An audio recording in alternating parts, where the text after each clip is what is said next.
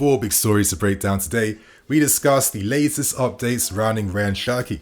We have some small updates around Paulo Dybala. We discuss more exit news surrounding names such as Dybala and Paris Saint-Germain expressing interest in Kepa. And of course, we discuss the latest sponsor news for next season. So my friends, don't want to waste too much time. I hope you guys enjoyed today's video. Hit that like button. And yeah, share your thoughts and opinions as well too, my guys. It's always very appreciated. So let's try and get 3k likes and without wasting any more time, let's get the quick stories out of the way first, and let's discuss the latest news surrounding sponsorship for next season. Now, as we know, we recently revealed our new home season kit for next season. There's no sponsor. Personally, I think that looks beautiful, and I'm going to say this one more time. If anyone knows like any way for me to cop this shirt without a sponsor, reach out to your boy, yeah, because this is very beautiful in my opinion, and I kind of feel like this would be like a collector's item as well too. But regardless, we know that the official kit is launched on the 16th of next month, so we have a deadline now to find a new sponsor to adorn our kit for next season. Interesting updates from the Daily Mail. They report that currently, after our failed moves to get sponsorship with Paramount Plus, with the Premier League actually ending that deal and saying that we can't seal it, which is very frustrating because that was around 60 million a year. That was incredible money that eclipsed the 3 package of like 40 million a season, and it's a massive shame. And obviously recently there was big controversy surrounding Stake, as they were the only parties who were willing to pay the 40 million a year, of course, to sponsor us for 1 year. Naturally, due to the backlash from working from a company like that, I feel like reality now is like hitting the club right now. And it's quite obvious that we must accept lower fees now to get sponsorship for next season, because we aren't going to get 40 million or anything over that margin. Now, the Daily Mail report that we are hoping to get sponsorship up to the tune of 25 million for next season. And to make the package a bit more interesting, this will include the women's team as well too. Obviously, our women's team is one of the best in the world. They're an elite team. And actually, that's going to make us a lot more attractive in actually getting sponsorship for next season. Right now, we're using sport agency CAS to help us, find sponsors for next season. It's part of their service. It's nothing bad. It's okay to outsource to like trusted parties who deal in these particular matters. And obviously, hopefully we find something quite soon. I mean, recently we signed a 3-year deal with Oman Air. It's not like massive money, but it's just a sponsorship, of course, to increase commercial benefits. So my friends, that is the sponsor news out the way first. But of course, quick plug, I'm sure you guys have seen our sexy ass training kits for next season. The monochrome design with the gold as well too. Absolutely beautiful. So if you guys still want to buy it for yourselves, I'm here to hook you up. Use my discount code NINI10 at checkout to get 10% off your final order, and you'll find links below in the description, of course. So my friends, I'm here to help you out. Now let's talk updates surrounding Paulo Dybala, and these reports are coming out from Italy. Now, it's a very small story. I'm not going to spend too much time on it, but as we know right now, Dybala prefers to remain at Roma, but that isn't 100% guaranteed at this point in time. The main thing that can encourage him to remain there is if Roma, of course, make him their highest paid player at their football club, and he's hoping to earn around 6 million plus 2 million in bonuses. Now, it's up to Roma now to persuade him to sign and to cough up those funds. But recently, we have been seeing our own players like Thiago Silva and recently Enzo Fernandez kind of speaking in praise around Paulo Dybala. Now, this doesn't often happen from players during any time, during any part of the season. They don't tend to share their thoughts and views behind stories, but the fact that the players are kind of aware of this, it does kind of indicate that maybe something is happening behind the scenes. Would it surprise me if Enzo was on the phone to his boy, persuading him to sign for us? Probably not. So reports in Italy today suggest that Dybala is a little bit tempted behind the interest. Now, we haven't made anything concrete. There's no concrete proposals, and of course, if we want to really declare our intent and interest in Dybala, we have to make an official offer or start holding like official talks now with Roma. Now, if we did that, could that further tempt Dybala? Because the report did mention that he is a bit intrigued by playing in the best league in the world, in the Premier League. And naturally, this guy will earn way more money signing for us compared to remaining at Roma. Let's not get too gassed or excited, because right now he's more likely to remain at Roma. So it really comes down to us making the first move to try and sign him. But what I'm going to say is that Dybala was in a similar situation with Juventus, where I didn't expect him to leave in the end, but after like much disputed contract talks, with Dybala and his team not accepting the contract proposed to him by Juventus. He left them in the end. So would it surprise me if he did something similar with Roma, if we made our interests a lot more concrete? So I kind of feel like this story is definitely not over yet. Let's continue to watch the space. So right now, let's discuss the big updates today surrounding Cherki. Now, discuss the news that broke late last night, and today we have more interesting developments and updates around this story. And big news is, confirmed by multiple reports, but Cherki is more than interested in signing for us and making the move. However, Lyon right now aren't that keen to sell. Now today it was announced that they've sold their winger in Favre to Bournemouth, who are now loaning him out to Lorient for the season, I think. And after selling him, they're saying no more sales. Now recently, RB Leipzig tried to sign their young talented French defender in Kepa. They had the €25 million bids rejected. Lyon are saying no, he ain't going nowhere. And reports today state that they don't want to sell Cherki at all either. So currently right now, Lyon are being investigated by the DNCG, who are monitoring their finances due to irregularities that were presented in their budget when their new owner in the American Texter, of course, took over the club in late December. And due to being monitored, they're currently hit with a restriction in terms of how much they can spend in the transfer market, and currently that limit is capped at €23 million. So that kind of explains why Lyon aren't too keen to sell any more star players at this point in time. Now recently, Texter had to inject 60 million into Lyon, and that's because the DNCG rejected Lyon's plans, of course, to use the holding company, which is Eagle Football. And Eagle Football own other football clubs like Crystal Palace, Botafogo from Brazil, and a Belgium club, I think called Molenbeek or something like that. And when he took over, their plan was to share that capital across the other clubs that they also own. And obviously with multi-network models, you can kind of share these costs around the clubs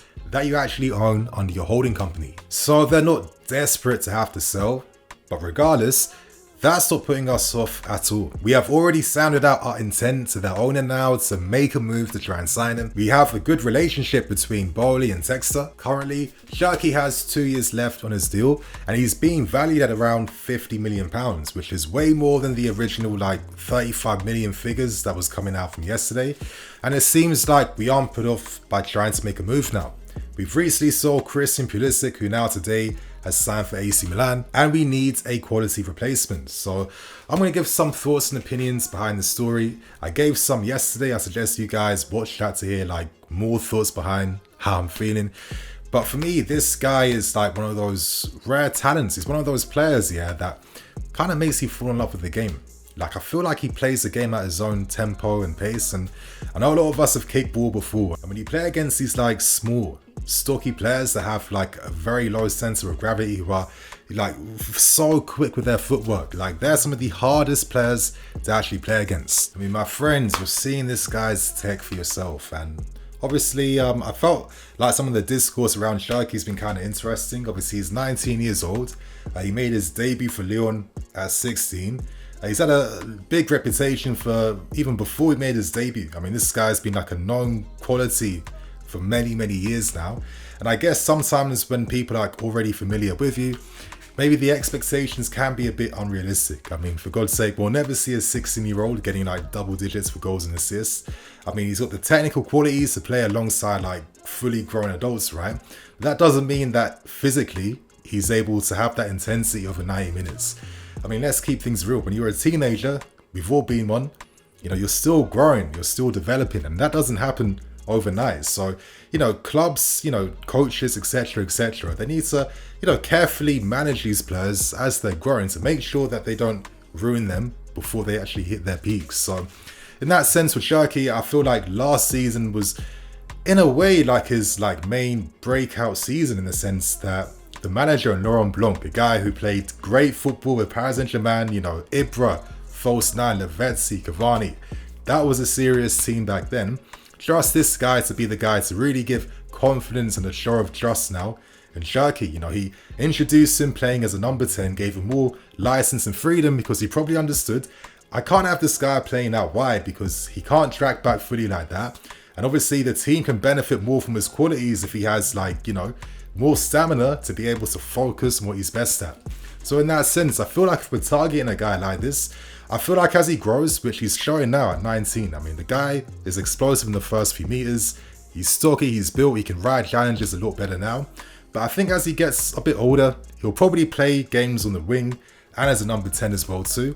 And realistically, if we sign him, he won't be playing 60 plus games a season. Not with Noni Madueke, not with guys like Nkunku, Mudryk, Sterling, etc, etc. So I kind of feel like if we can secure this signing, it reflects, what this club's trying to be right now. We want to sign the next great talents before they become the talents, right? And I do think in signing a guy like Cherki with this natural footballing gifts, these things that you can't really coach, like your whole muscle memory, your whole instincts are fully combined with your mental state, your body as well too. And when you have all these things working together, certain players can be better than their peers and be on a different class to their contemporaries. And when you see Cherki, just has this sixth sense for when to ride a challenge, when to cut inside, the ability to add that little la pausa, just to fool his opponents one way, dead the ball a little bit, and then quickly just shifting the ball on the opposite side. I mean, he's the type of guy that you can really add to our team, and to watch his development over the years is going to be really exciting because he's only 19 years old, and I don't think Hazard comparisons would be fair because Hazard signed for us at I think 22 or 21 years old. So Cherki is still 2 years away, and obviously when he's fully grown into his body at 21, this guy will do unbelievable things. But I do think for the talent right now, get it done, Bolly, get this guy signed up, and let's get this guy cooking alongside his new teammates. So that's the Cherki news out of the way, and let's end things with the final stories, and let's discuss potential exits right now. And we start with a very, very interesting, surprising story, which I'm praying with every fibre of my being something can happen here. It involves Kepa and, strangely enough, Paris Saint-Germain, because right now they've just hired Luis Enrique, Mr. Vertical Tiki-Taka himself, as the new manager. He's assessing their squad and he's realizing, is Donnarumma that guy that can actually play out from the back? He isn't. He's like an All Black style keeper. And Enrique's thinking, I need a sweeper keeper. I need a ball-playing goalkeeper to elevate my system. A few names have turned up, including Hugo Lloris, and interestingly enough, Kepa.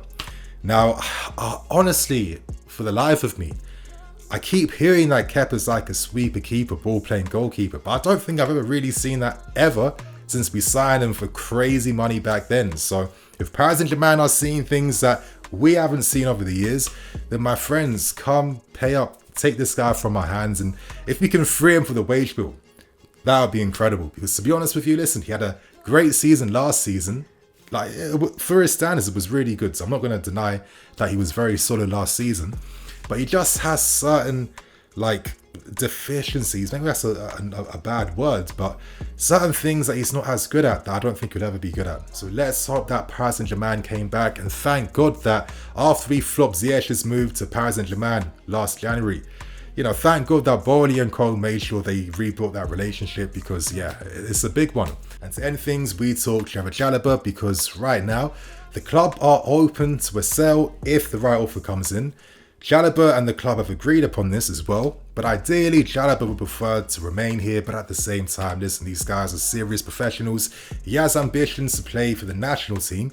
He's hoping to get his first caps for this new season coming up next, and obviously right now he is last in the pecking order. Silva, Colwill, Fofana, Badiashile, they're ahead of him. And ideally, Pochettino only wants to work alongside 4 defenders for next season, which means that one of these guys has to go. It's a shame that could be Trev. I'd love if it would be more of a loan move elsewhere, because Thiago Silva won't be here forever.